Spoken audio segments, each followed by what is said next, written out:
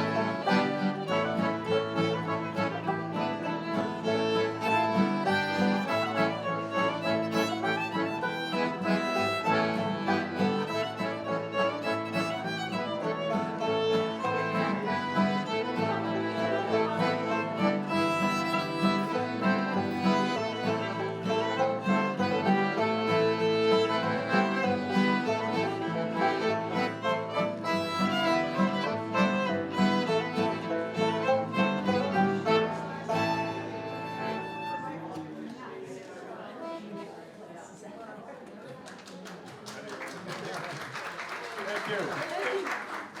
There's something dancing. We should encourage that. Oh, yeah. Dancing is good. That's Oh, the next one is Patio.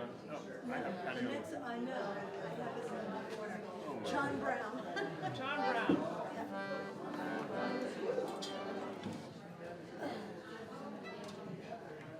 Intro again? 3 times? Sure. Okay.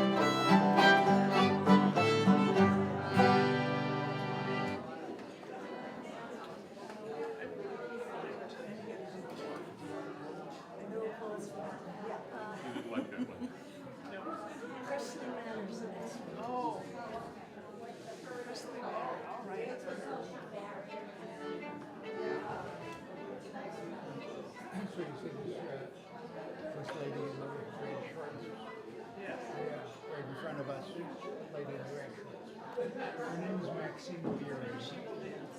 Sandy. She's always at the front. about 92 or 93. She was Patrick Leahy's third grade teacher.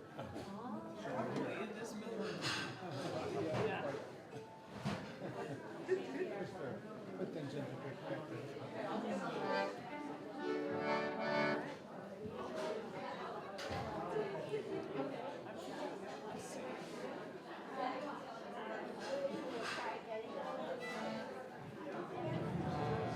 Run too.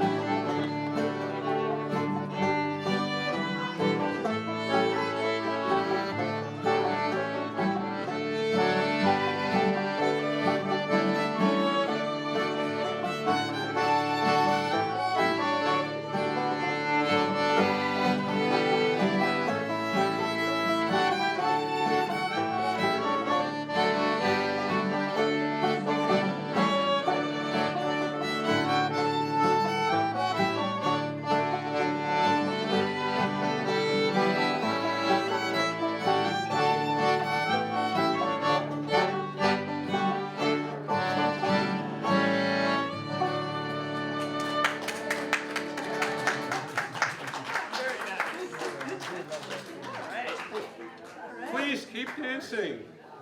Please keep dancing. We'll do some more jiggity ones too. Gonna get somebody else up here. There's a great line from a movie, last line of Short of the Queen.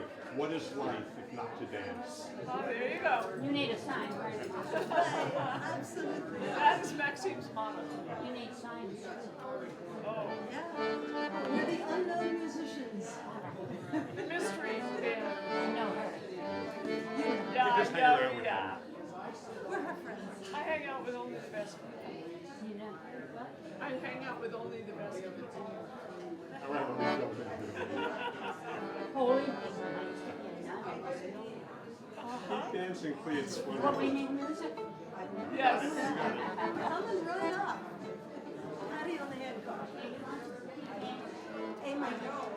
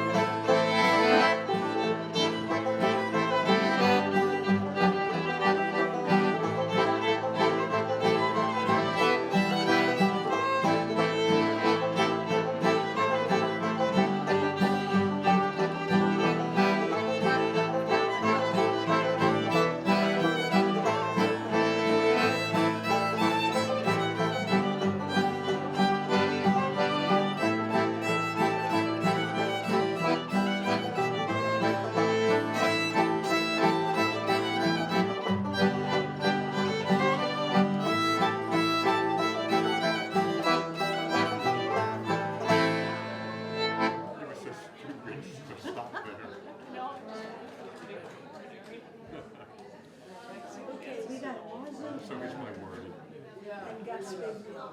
Wait, what'd you say? Wants of into Gaspé.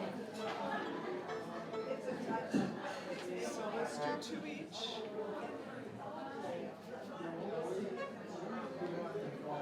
I love it when people dance like that. It makes me feel like what I'm doing is working it out. Well, it's sort of an illustration of the music. It's wonderful.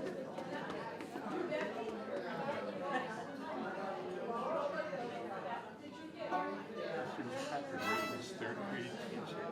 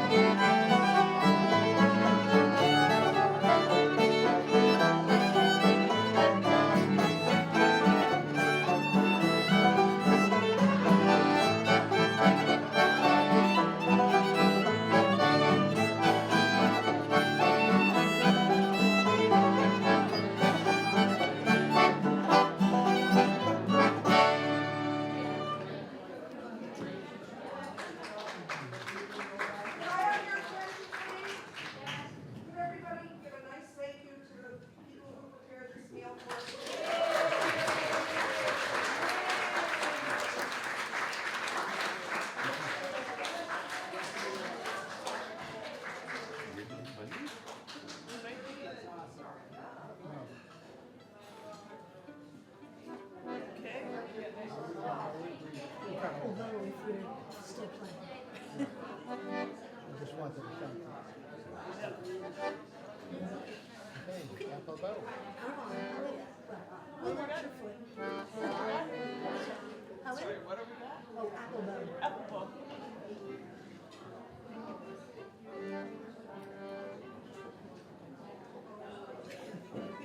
I'm going on the wrong way.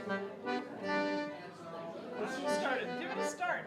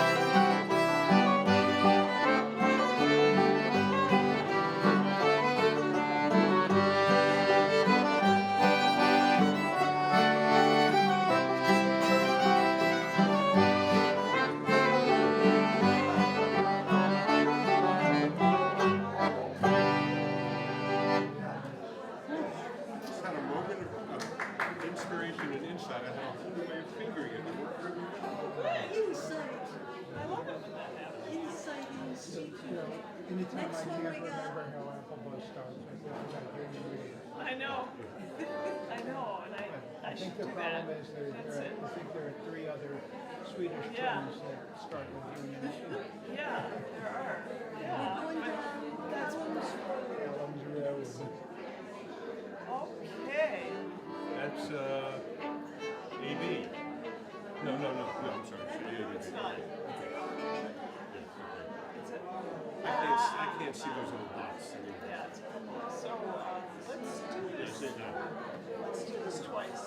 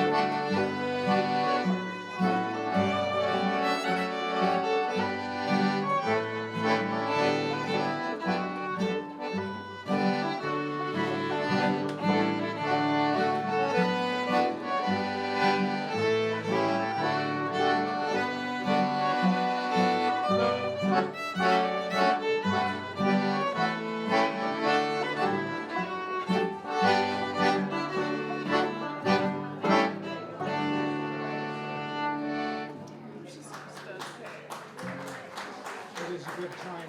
This high clouds will bring us right to one. Yeah, high clouds is next and last.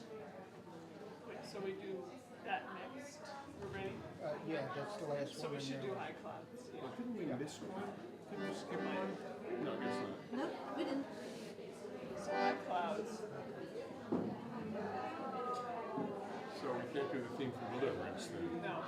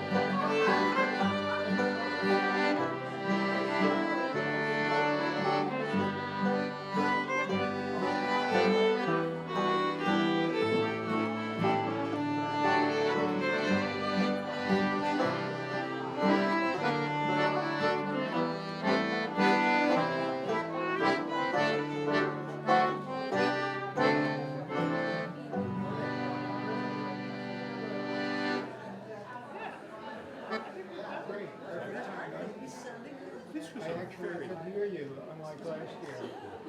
this was a very receptive also. That could be good, could be bad. I figured it was something that all of us knew and liked. It's a very good sentence. Good sound. I think they're all ready to go. The percentage of tunes that work on the banjo in this set list was higher than usual. Yes, I knew that. I was thinking about it. I appreciate it. There's only one or two that are really not suitable for the banjo. I think the Presley Manor works. And just have a grading system for tunes. Well, it would be your private grading system. Nobody else cares whether it works on a I banjo. wouldn't have acted on anyone.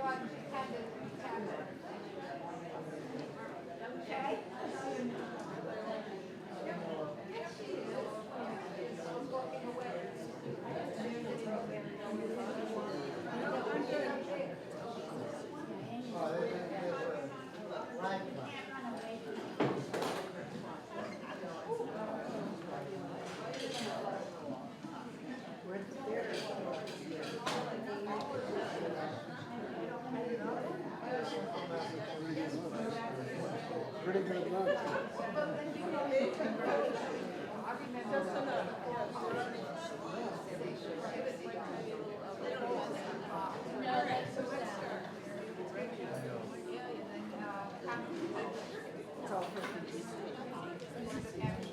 Hello.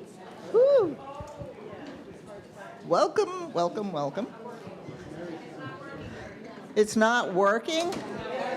There we go. Okay, my name is Mary, and I'm happy you're all here. This is great. This is our whatever annual meeting. And we're going to have a not very long annual meeting. I hope you enjoyed the luncheon. And we're going to start with Julie Hand, who is a member of the Advisory Council. And take it away, Julie. So I'm going to introduce the new advisory council members. And let's see. Okay, so first we have Susan, and you could stand up. Susan Garrison. Are you here, Susan? Okay. David Harnett, who many of you may know. Elise Murphy. Elsie Murphy. Hi, Elsie. Yay. And that's it. Those are the new people. And the outgoing members who are saying goodbye to today are Rick Winston, Gail Carrigan, and Chris Ackerman. So thanks for your work, all of you who have been on the council, and really welcome the new folks. Glad you're here. Okay. Okay. Now, I wanted to mention part of the stacks of paper that we have here, this immodest-looking document here called the Montpelier Senior Activity Center Governance Policies and Procedures, which is due for an update. It was last revised 5 years ago, and so whoever is interested in working on updating this thing is invited, suggested, recommended, hoped for that you would put your name and contact information on that list. Oh, Maxine's signing up. You can't dance at the meetings, you know this, right? How do you know that? This is not the council. This is a special, we'll have a little committee that will work on updating the governance document, and I would appreciate you helping out on that. And what the governance is, I've been here for maybe 10 years or so, I guess, since I retired. At that time, the senior center had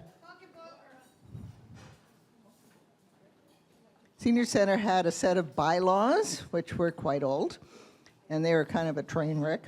There was another document that was all about elections, another one about meetings, another one about the advisory council. I mean, there are all kinds of policy documents, different written documents. So what we wanted to do is to combine them into one document that kind of covered all of those bases. And so that's where this document came from. And it is important that the membership feel comfortable with what is written there, and so that's why we're inviting members to take part in the process of updating it. So I think that's all. Oh, and there's no rush to do this since we're already 5 years since we touched it anyway. So, and it's hot outside, so let's give it a couple of weeks before we think about it. But I would like to know who is interested, and if you just write your name and email address down there, I'll get in touch with you soon. We'll figure out how to take it from here. Also, what we're going to do, I think, since I don't really want to have everybody emailing me directly, if I can avoid that, is maybe have a suggestion box out here where if people have ideas, feel free to take a copy of the governance with you. Have it next to the toilet, whatever works for you. And just send me your ideas for things that you think would be good to change, add, subtract, whatever. So, thank you. I think that's all I have to say about that. Moving right along to our director, Amy Pitton.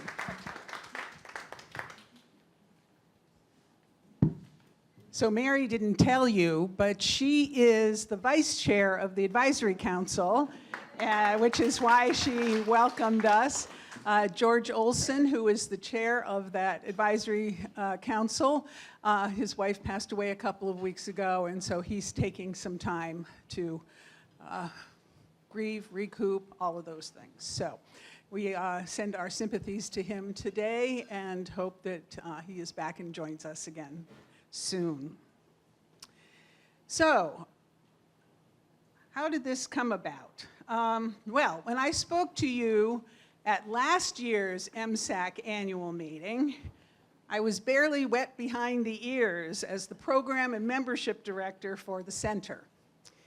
This year, I stand before you as the full director of MSAC with a whole 16 and a half months of experience under my belt. I've learned an awful lot in these 16 months about MSAC as well as about the city of Montpelier. And a lot has happened in that time as well. In our small staff, 2 folks have left, Poa Mutino by choice and Matt Wilson by staff reduction. We've gained a new staff member, Kim Myers, who was hired in October to be our new Feast program manager. We've introduced new classes like wood carving and storytelling and drawing Celtic knots, along with new instructors. We've continued to offer a diverse schedule of classes with many long-time and much appreciated instructors. The Feast program has produced nearly 16,000 meals that have fed local seniors and disabled folks. We've gone on creamy runs and trips to museums, gardens, and mountaintops. We've raised money through fundraisers and appeals and increased our membership. It has been a busy year. I feel good about what we have accomplished, and I believe that we are on the right track. MSAC is an amazing senior center and one that we can be really proud of.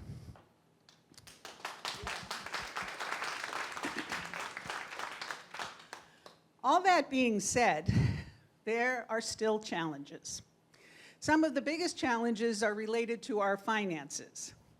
For the upcoming 2026 fiscal year, our appropriation from the City of Montpelier has been cut by about $75,000, which was a large portion of the funds that supported the staff position for communications and development. That was Matt Wilson's position.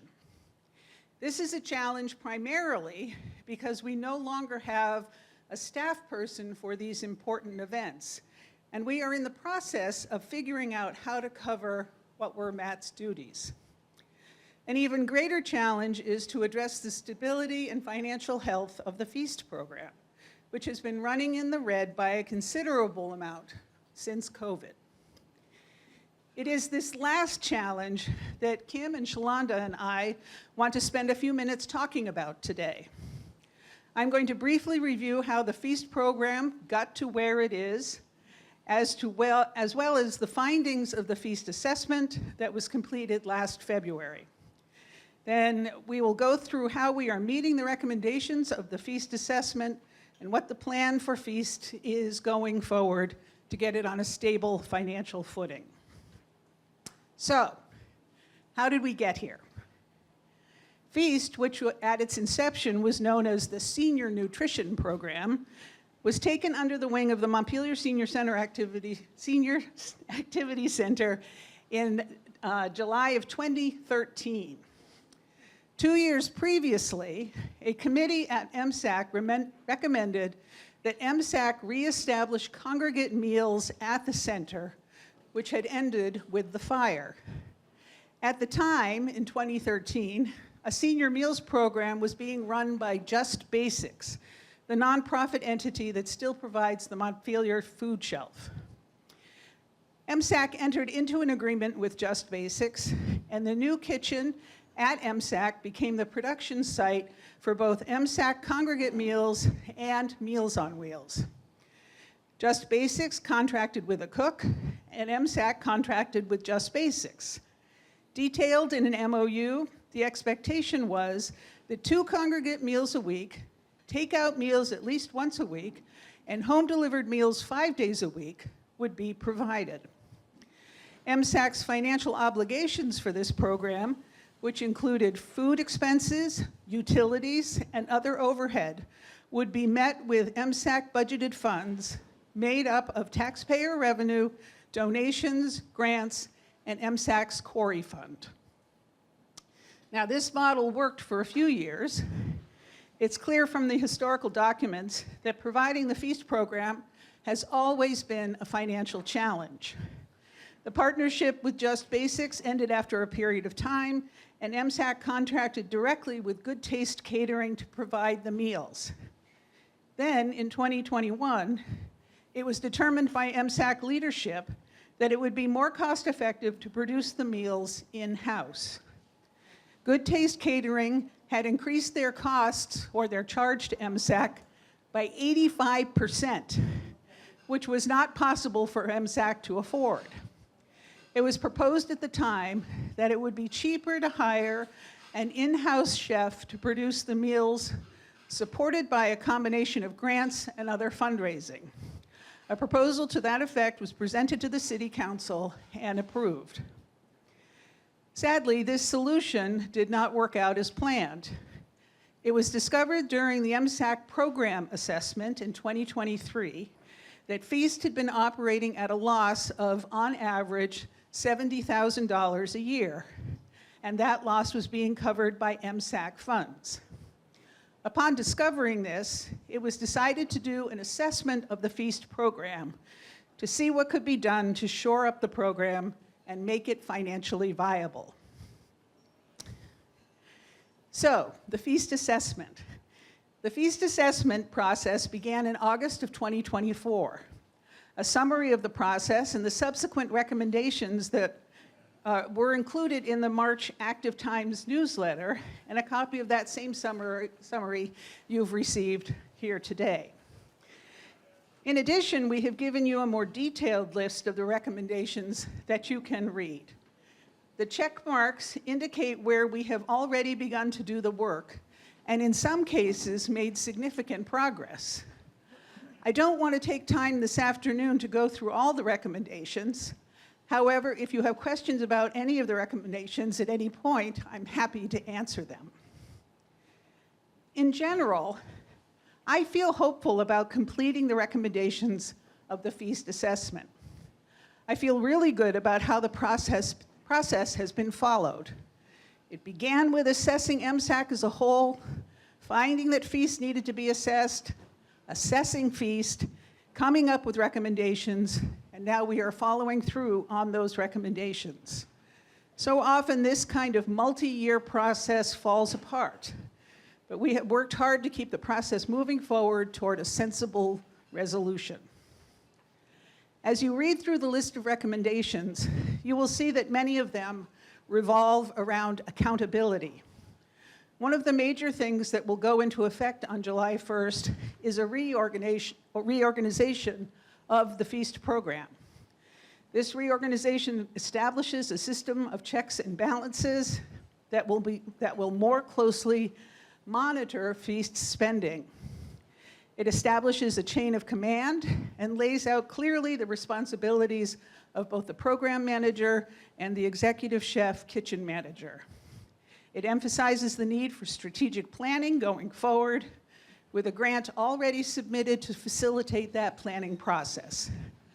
It gives the program director more responsibilities for fundraising and development. If you would like a copy of that reorganization plan, I do have some up here for your review. As you can see from the list of recommendations, those of us who worked on the assessment team, that was Kelly Murphy and Tina Muncy and myself, made sure that we were holding the program to a high standard with measurable benchmarks. That being said, it takes time to turn a program around and to establish ways to make up a $70,000 deficit.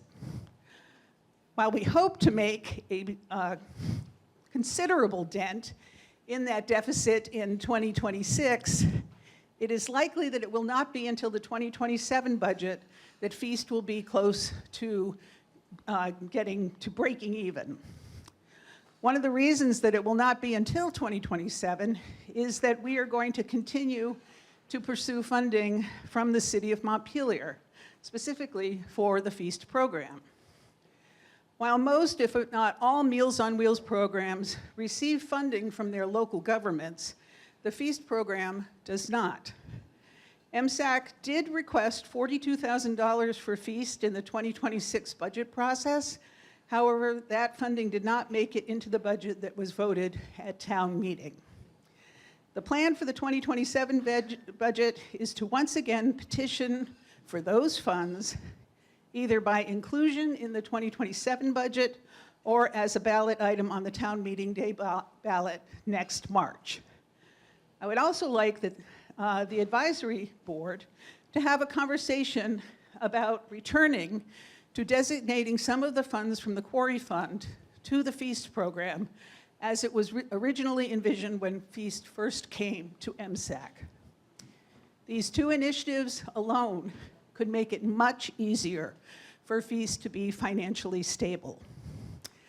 I'd now like to turn the microphone over to Kim, who is going to give you more detail about the Feast program, and she's joined by Chef Shalonda, who made an amazing pie. Oh my goodness.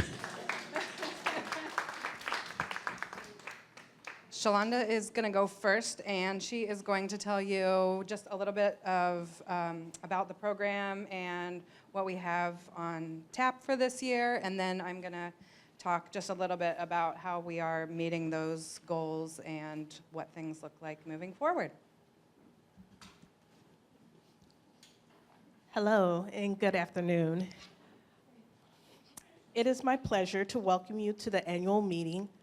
I want to start by expressing my deepest gratitude to all of you, our volunteers, our partners, staff, and community members for continued support of Feast, Senior Meals Program.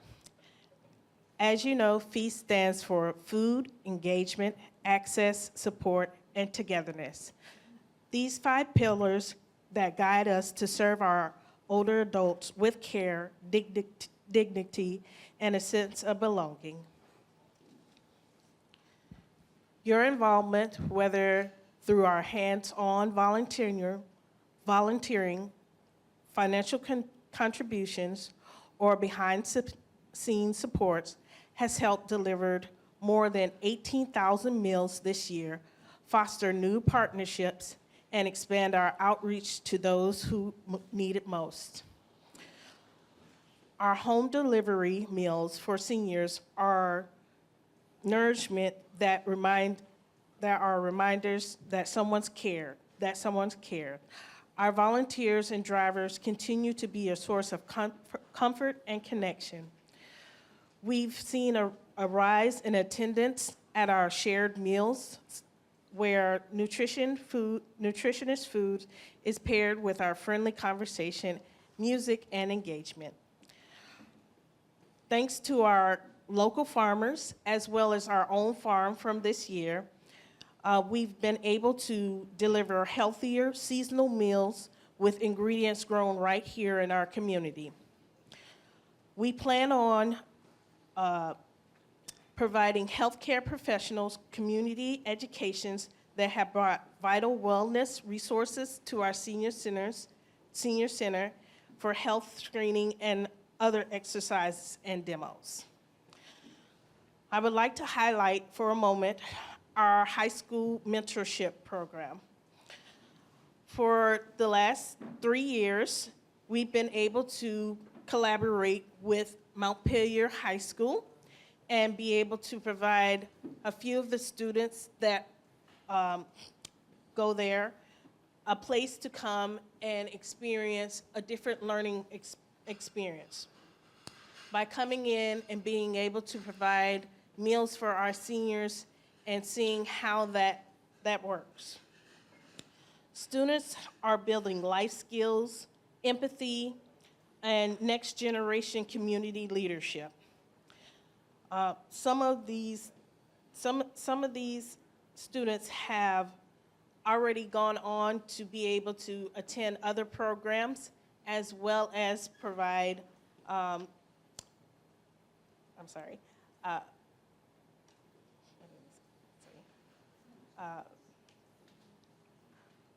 their own experience within the field. Our student that was here, Cooper, was able to go to Circus Smirkus and be one of the head chefs with Joey. Also, one of our guest chefs that comes in on a regular basis and helps out with our senior meal program. In closing, as we reflect all we've accomplished together, we know that there's so much more to do, but with your continued support, we're not just delivering meals, we're building a stronger, more connected, and compassionate community. Thank you for believing in our mission, thank you for showing up, and thank you for being a part of our Feast family.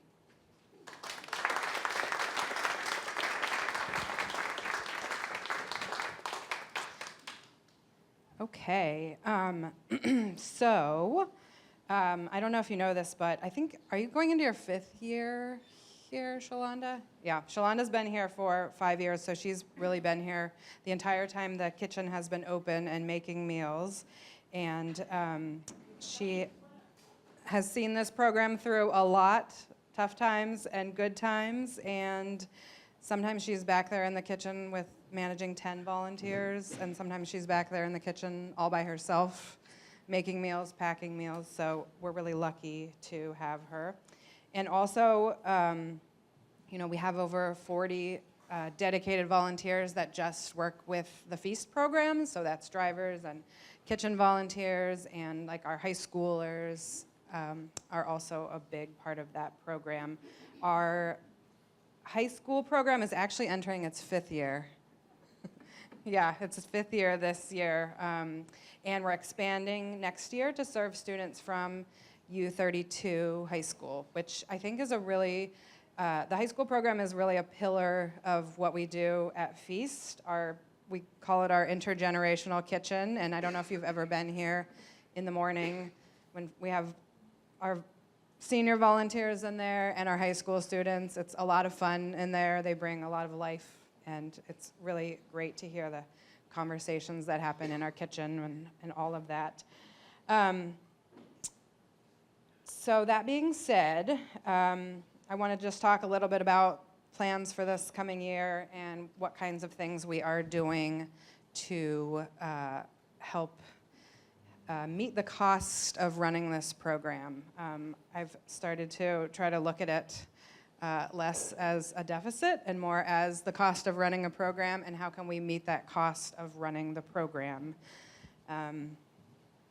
Because I think that senior centers with meal programs like Feast are a really critical part of what makes Central Vermont strong. So many Central Vermont senior centers have meal programs like ours, and I think that this program in particular is something that the Montpelier community can really be proud of, the work that we do here. Looking ahead, some of our specific goals for the coming year are sticking to a realistic and responsible budget while continuing to serve nutritious and freshly prepared meals. We're looking harder at our budget and what we're buying. We're also using more gleaned and donated local food to help reduce waste and stretch all of our dollars. We're keeping our meal delivery system running smoothly and on time. Like I said, we're growing our high school program, and we have a project in the works that is going to involve getting seasonal produce from farms and the students, working to plan a side dish for a meal using that seasonal produce. The high school program I also think is a good program as far as grants and things like that go. It's a program that I'm looking into alternative ways to get funding for that specific piece of this program. We're also expanding our grassroots fundraising and partnerships with local businesses. And using the working group recommendations, we are actively working to build a more sustainable funding model. So like I said, simplifying food purchasing to stay within our budget. We've revised our job descriptions and expectations here. We are applying for more grants and expanding our fundraising capacity.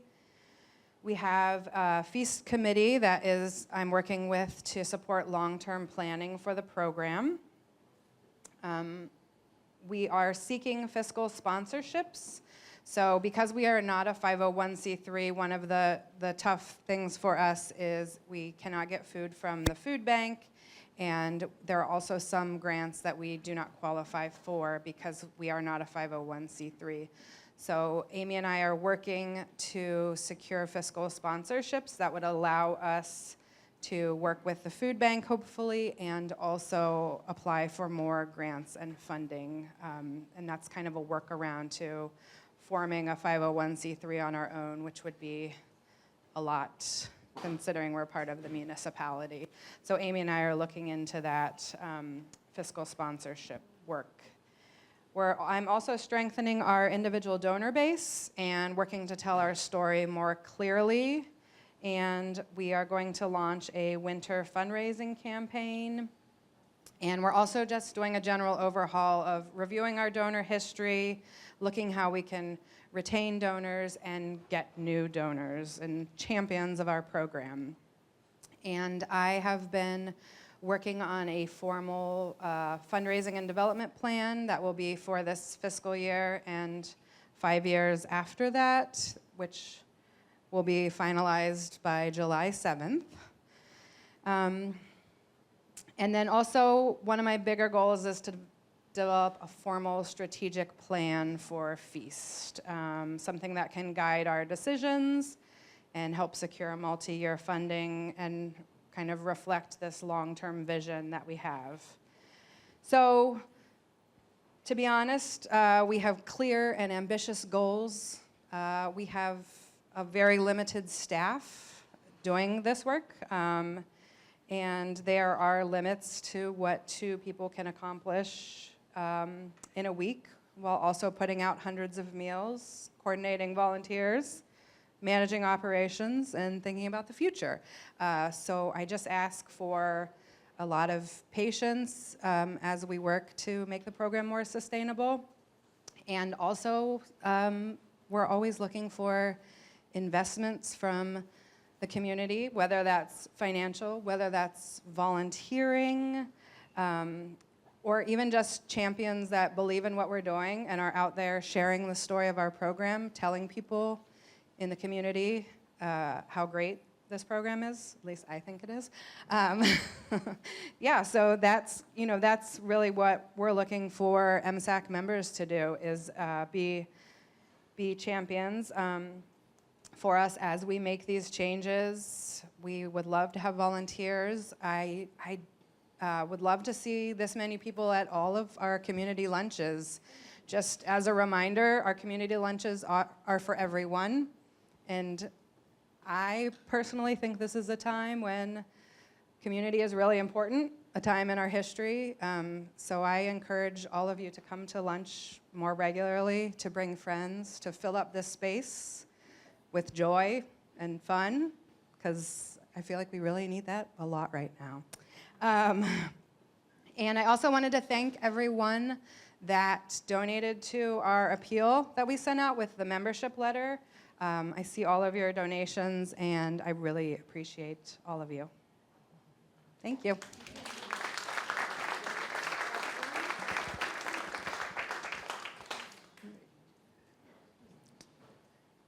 So I'm wondering if anyone has questions they'd like to ask about the Feast program. We're going to have a time of open questions when you can ask about anything at MSAC, but we're going to spend this time on Feast questions in particular. So, Diane Macario. I was wondering if you have a sense of how the city council generally feels about, can you hear me? No. Okay. I was wondering if you know or have an idea of how the city council and the city government generally feel about the Feast program. Well, I could ask Jim Sheridan, who is on the city council, who's here today. I think, just to not put words in their mouth, but I think that they've been caught in a hard spot where they very much want the Feast program to continue for citizens. But as you know, the city budget is quite tight, and that's one of the reasons we didn't get the funding last year, was that they were trying to keep taxes down. So that's always going to be the struggle. Is that what you'd say, Jim? Yeah, I believe in it. I don't think it should be canceled. I think if it's gonna... Thank you. I believe in it myself. I think, these are people in our community who might be shut-ins, who might not be able to make meals for themselves. I don't want to throw them under the bus, so my feeling is we have to find a way to make this happen, or if we don't do it, we have to find a partner who will do it. But I just don't think that we can just end it, and if we have to eat some money, we have to eat some money. But I'm not ready to throw people under the bus.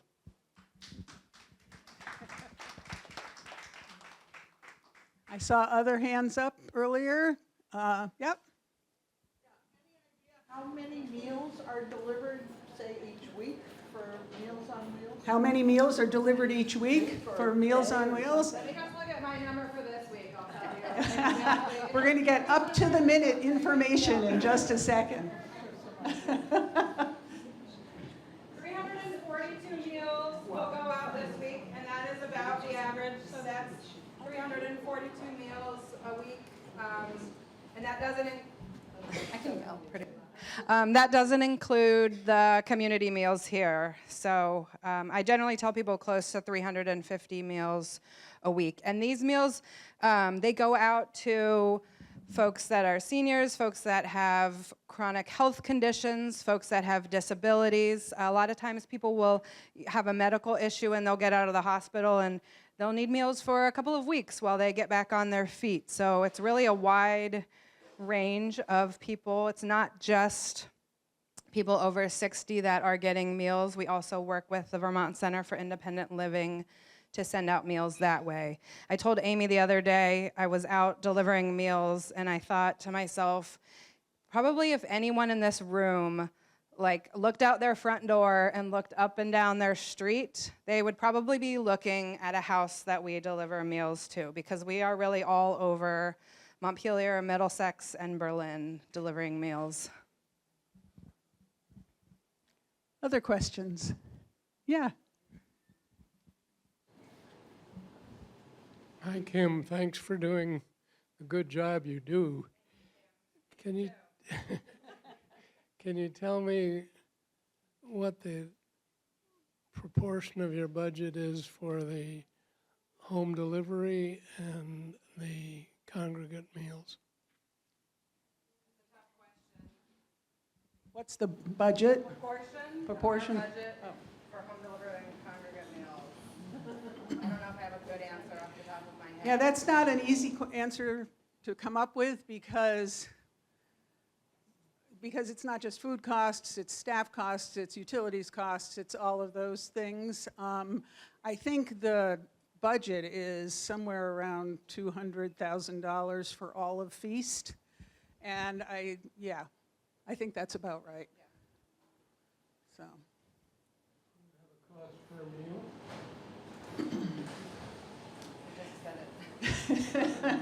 We just said it? Oh, did you say it?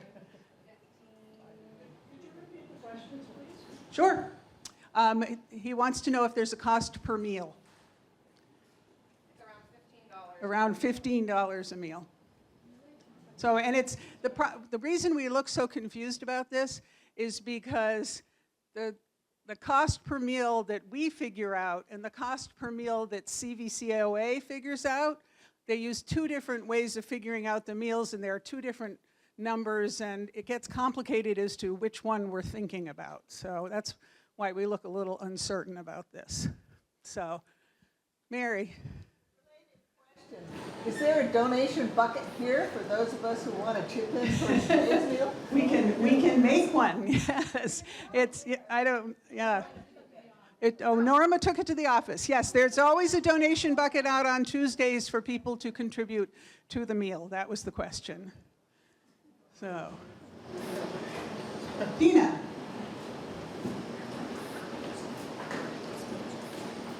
I do know that people who fundraise or look for grants as a whole would tell you that you need to apply for from 8 to 10 grants for every one you expect to get. Now, I see on this reorganization plan it says that you, Kim, are going to do all the fundraising, communications, and community partnerships for this feast, but you've just begun. So I'm curious to know how many grants have we actually applied for during this last year?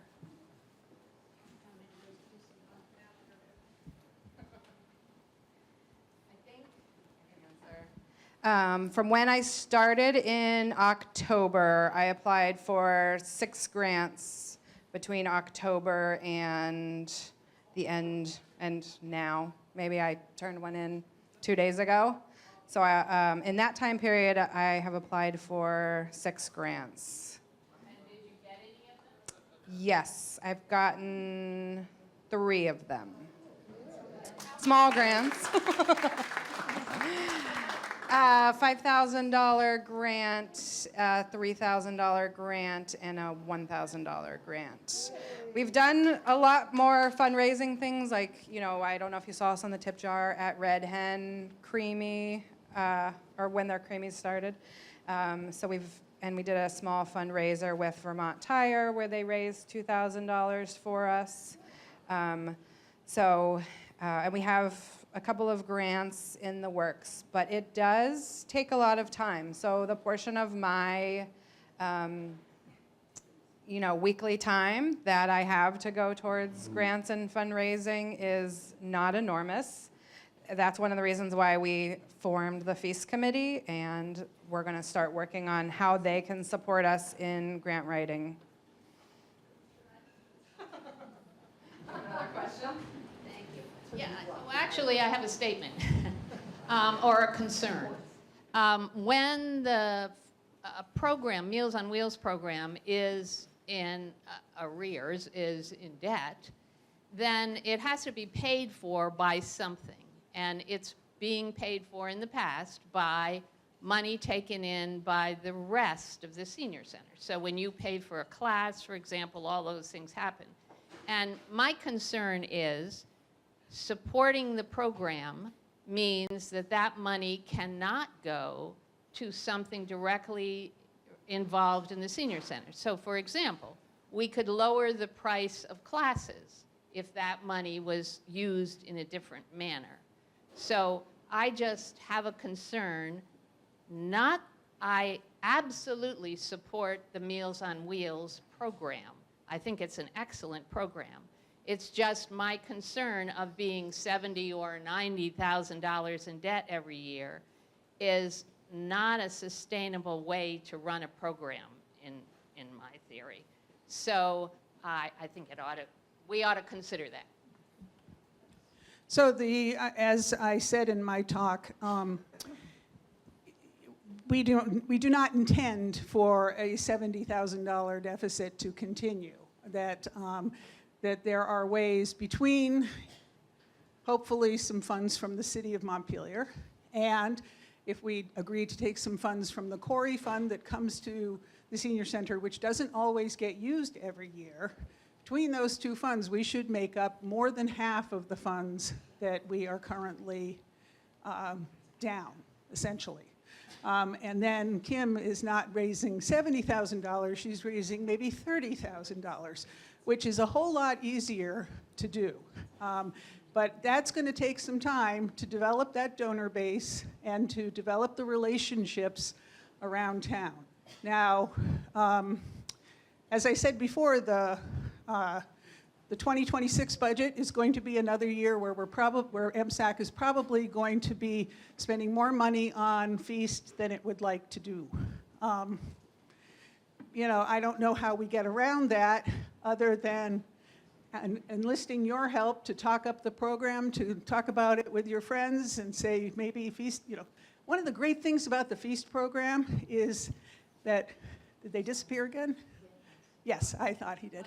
So one of the great things about the Feast program is that your donations go directly to making the Feast program work. There's really no overhead that you are covering in that program. So if you send a $25 check, it's quite likely that $25 is going to buy actual food. There's nothing in between. So, I think that's a pretty good recommendation. All right, I got Whit on the screen. I want to make sure he gets a chance to, and hopefully this will work. Okay. How do we get him?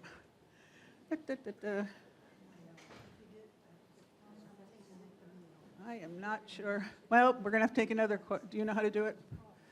You can do it. Technology is not my thing. I miss Matt. Yes. So we had them off, and then we turned them on because the cameraman for Orca needs them on. Oh, I'm sorry. So, okay, but he seems to be okay for the moment. So, all right. So, did you, Wit's going around in circles. Amy, I have a question. Sure. Offhand, do we know how much the congregate lunches raise annually? Just I want to say somewhere around $6,000 or $7,000. Yeah. How much do the congregate lunches raise?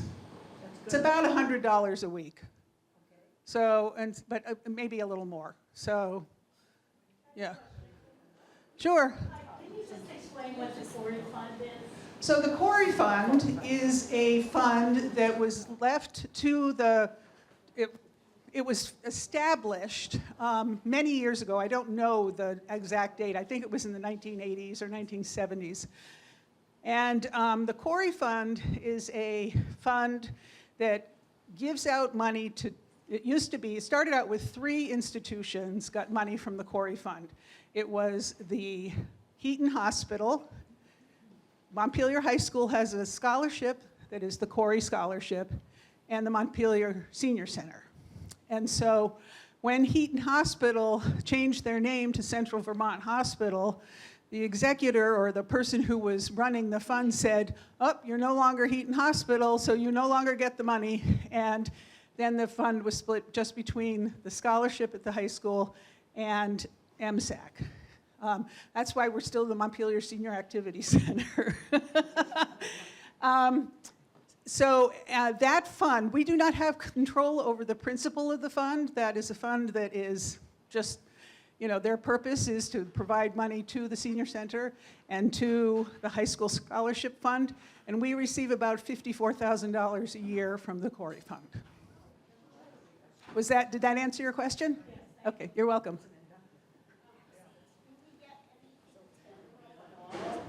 Yes.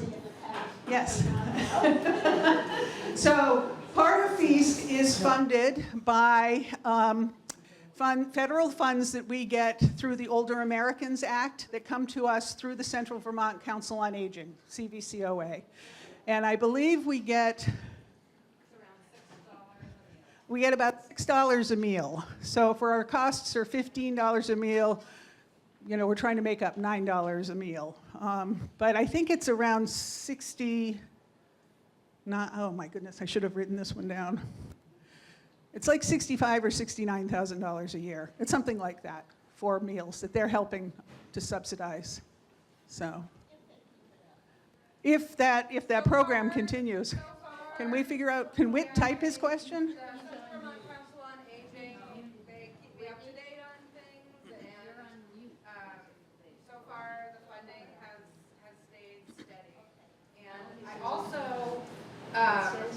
Just wanted to say that I think that the partnership between the Central Vermont Council on Aging and Feast and MSAC, we obviously are looking at ways to save money and make more money, but I do think that it is a really great model of a community program, and how some of the funds from the senior center come to Feast to help feed our neighbors. I think it's a really special thing that we do, and we're really grateful to have the support of MSAC, and I think that we definitely have work to do, but I just wanted to acknowledge that I think that working with the Central Vermont Council on Aging and MSAC and Feast together, the model is really great. There's just some groundwork that really needs to be laid right now. Are you still there? We're having trouble here. Whitney is on Zoom, but it's not working. So Can he do a chat for his question? Can he chat his question? Pardon me? Yeah, he can type it into the Can he chat. chat his question? Can you type it in the chat? Actually, why don't you tell me what your question is? Or put the phone on speaker and hold it up to the microphone. Wait just a minute. You can listen. Okay. Okay, try to talk really loud. Okay, talk really loud. Can you hear me? Yes. Okay. And so my first question is, this is a big ask. It's also a big ask when you don't have the city of Montpelier's support, which says a lot. But one of my bugaboo's about this whole program is you're asking a lot of the senior center to carry this program.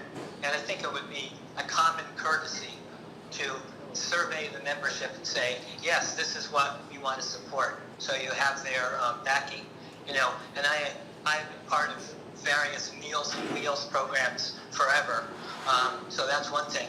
Also, with a small staff, trying to make up a 90,000 deficit, man, that's serious work. So I think that should really be looked at too. I think you have to be really honest when you think about how much money this program has lost. So anyway, those are some of my thoughts. And you know, if you can, if we continue, no matter whatever your valiant efforts are, you can't do this program, then you have to let it go, because over the years, you know, Good Taste let it go, National Life let it go, and various other people did, you know, and someone else may have a better idea about picking this up. But anyway, those are my couple of thoughts from Cape Cod. Oh, we feel so sorry for you, Whit. Gee. So I just want to address a couple of Whit's concerns. Because one of the things since I've been here that I've heard is that Feast is using MSAC's money. That's how it's perceived. Feast is using MSAC's money. And if you read the initial documents about when Feast came into MSAC, it was not a separate program. It came into MSAC as MSAC. It shares a budget with MSAC. It shares staff with MSAC. And so there has, somewhere along the line, this divide was created. And I don't know where that was. It was before me, where suddenly Feast was seen as like, you know, the ugly duckling in the nest, that how did it get here, and it's using Feast, it's using MSAC's money. Somewhere, and I have not been able to find this in writing, is that when I found the documents about when we stopped using the catering company and hired a chef. I found those documents. And I've been told that in those documents, it says that Feast would be net neutral, that promise was made. That's not written down in the document. So, you know, I think there have been some misunderstandings over the years, and I think I agree with Whit that if we want, if the membership wants to be polled, I'm happy to do that. But I also think that it's important to remember that Feast came in because MSAC thought it was important that seniors be fed in Montpelier, and it fit under our mission statement. So I'm not sure if we gave it up, who would feed the seniors in Montpelier? I mean, if you call CVCOA, they'll tell you, oh, we'll take care of them, but that means that Waterbury is feeding Montpelier residents, or East Montpelier is feeding Montpelier residents, or Barrie is feeding Montpelier residents. And I'm kind of embarrassed that Montpelier can't carry its own program. I'm kind of, that's why I'm upset that, not upset, that's why I am pushing for the city council to provide some money, because I do think it's the city of Montpelier's responsibility to take care of its citizens. Thank you. Right. So that comes back to you, the taxpayer. You know, what are you willing to pay for? And so that's why I said there are two options going forward. One is that we can petition the city council to be on the budget, which is what I tried last year. The second option is to go on the ballot. And I don't know about you, but I think a city that can vote to spend $400,000 on the library can spend $50,000 on the senior center and feeding people. Now, because we're a city entity, a department, it's going to be a little tricky to get on the ballot because we're supposed to be covered by the budget. So that's going to be what we have to kind of weave our way through. Maxine. Does the city give any reason for not putting us on the budget? I thought I could yell loud enough. No, well, the orca can't be driven, so. Did the city give any reason for not giving money to Feast? The reason was that they wanted to keep the tax increase to below 3%. Do they have any elderly parents? Some of them could be members of the senior center. Some of them are members of the senior center. Yeah, I don't know. So, so there's always going to be this tension in Montpelier between what we want as a capital city and what we can afford as a capital city. So, Kim. What is the relationship with the food bank and the Feast program? That's an excellent question, Kim. He said, what is the relationship between the, do you want to answer that? Okay. Oh, were you going to? I've answered it a lot of times. So because we are not a 501c3, we cannot be a partner organization for the food bank. That is why we are looking to do a fiscal sponsorship. If we can be fiscally sponsored by a program that is a community partner with the food bank, then we can hop on to their orders and order things through them. It sounds easier than it is. It's a complicated process, and I'm not even sure how much is available through the food bank nowadays. I know they're stretched very thin, but that is on our list of things to do, is to look at another program who is already receiving food through the food bank and try to get them to be our fiscal sponsors in order to access food from the food bank. The caveat is the program is so full it has been closed for a while now, and we have to sort of wait for windows to open up in order to get in with the food bank. Does that answer your question? Yeah. Right? That's the answer, is life is so complicated. So I have more of a couple of comments than a question, but I thought that was part of the idea of trying to become a 501c3, or, going through that process, was to be able to apply for funds as a separate entity from the city, which precludes us from applying for certain things.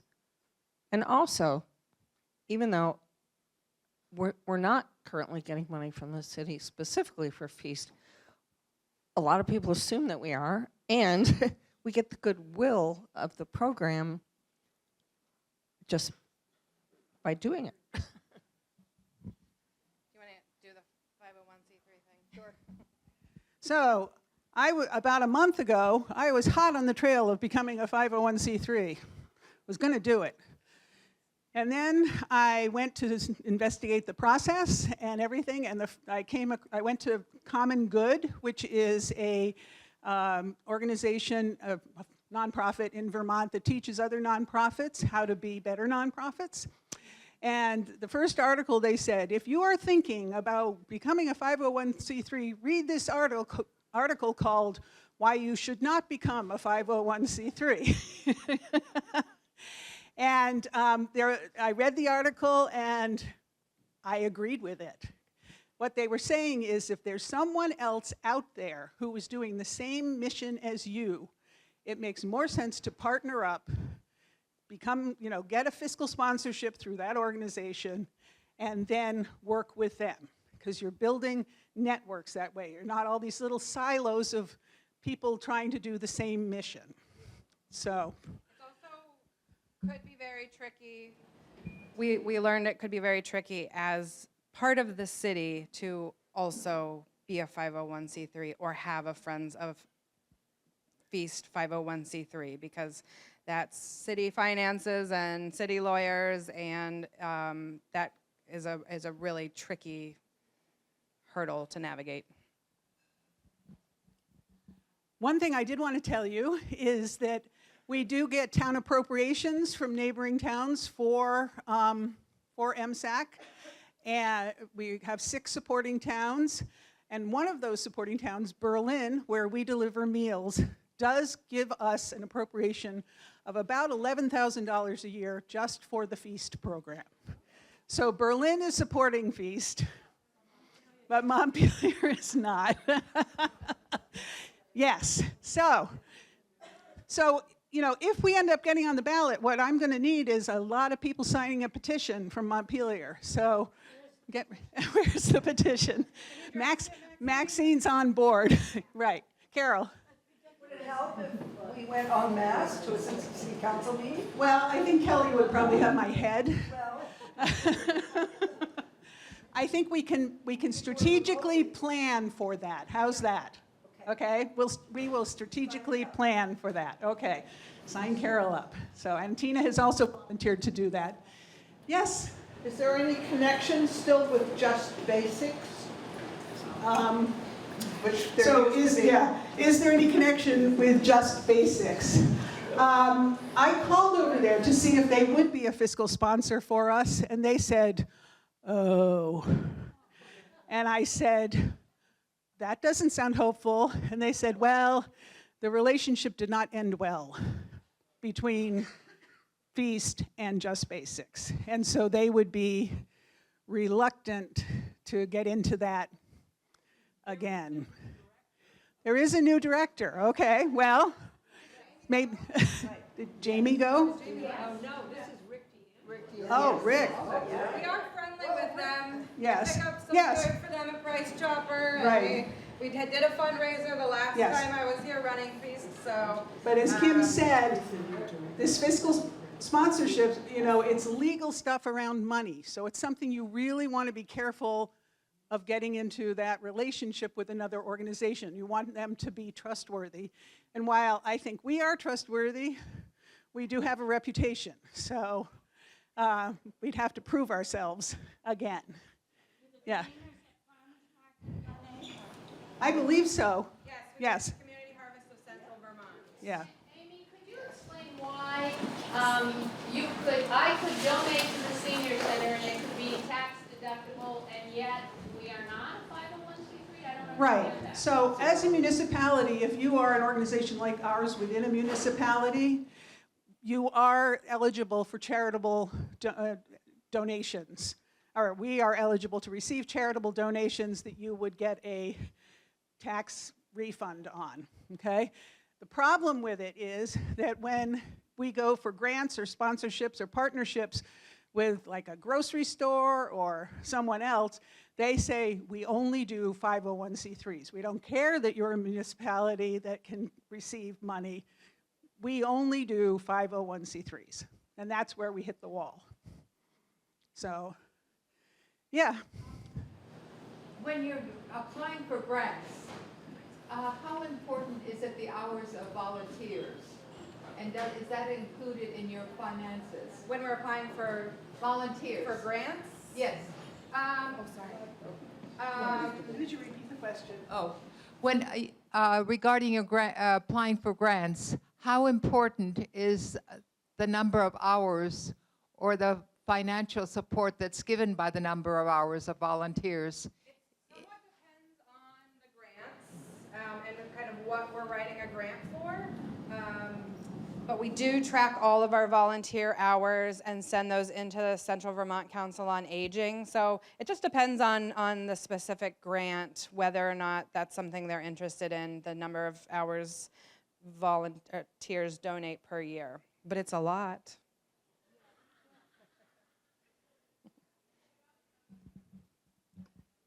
I'm wondering, since we have volunteers and since we get some of our food donated, why it costs $15 a meal? That seems to me very high.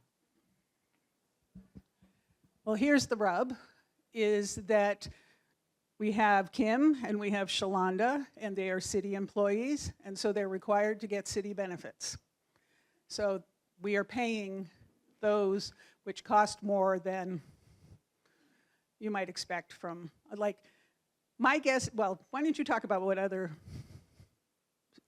well, she's like, what? So other meals sites often can get their chefs in at a part-time hour at under, 20 hours?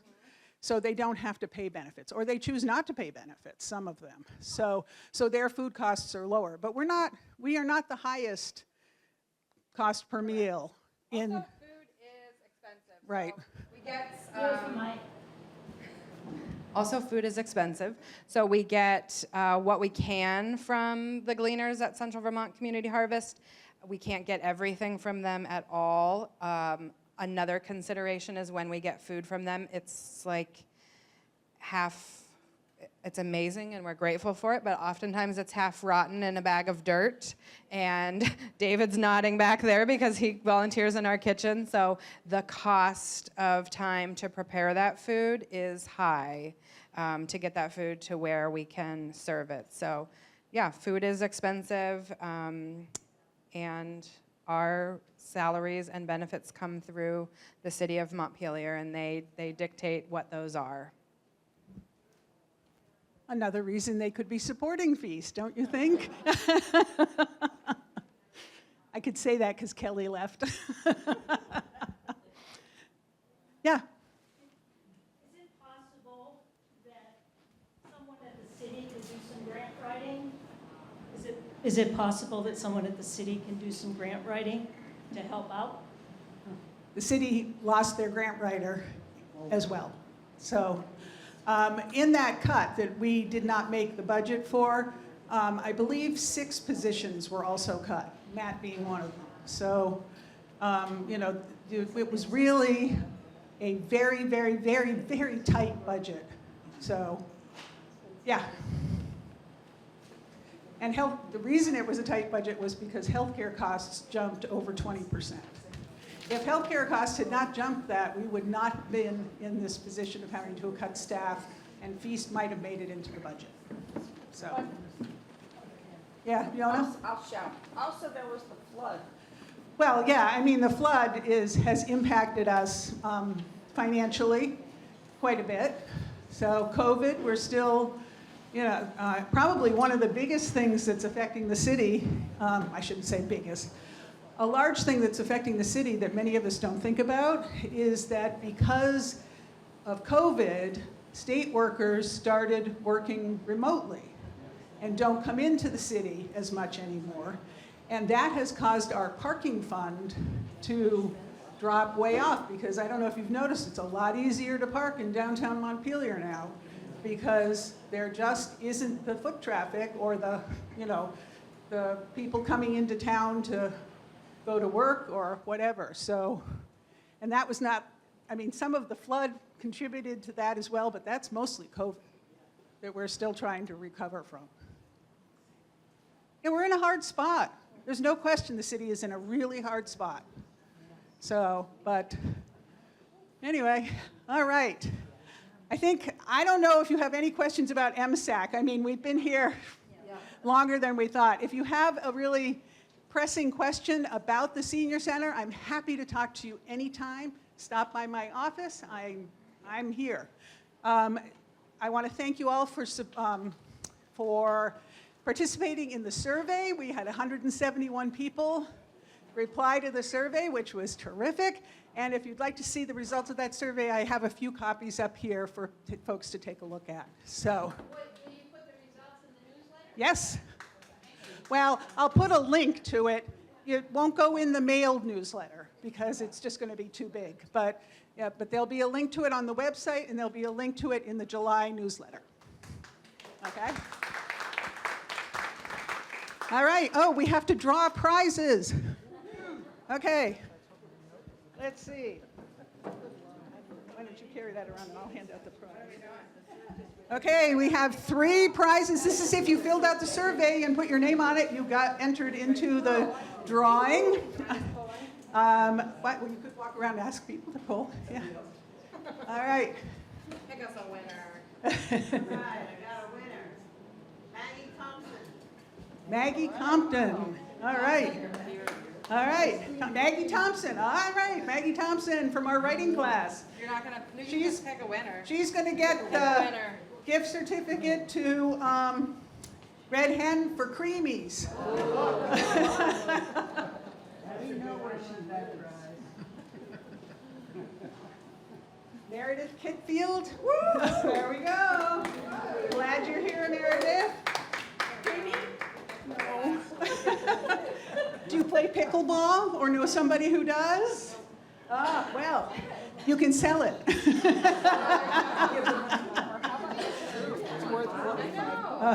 Okay. I feel like she wins a lot. Who? Joan Barrett?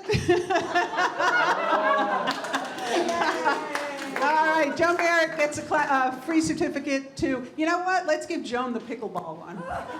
Don't tell her I did this. And that way, Meredith, you can have a certificate for a free class at MSAC. Okay? You already thought of what to do with it? No. Oh, no, I can. That's actually a pickleball. Yes, it's a $45 value, the pickleball class. Yeah. So, yeah. Sign up for Maggie's. And the writing. class one is up to, I don't know, however much class costs, $100, some of them. All right, well, thank you again for coming this afternoon. I appreciate all of you. My door is always open. Come talk to me.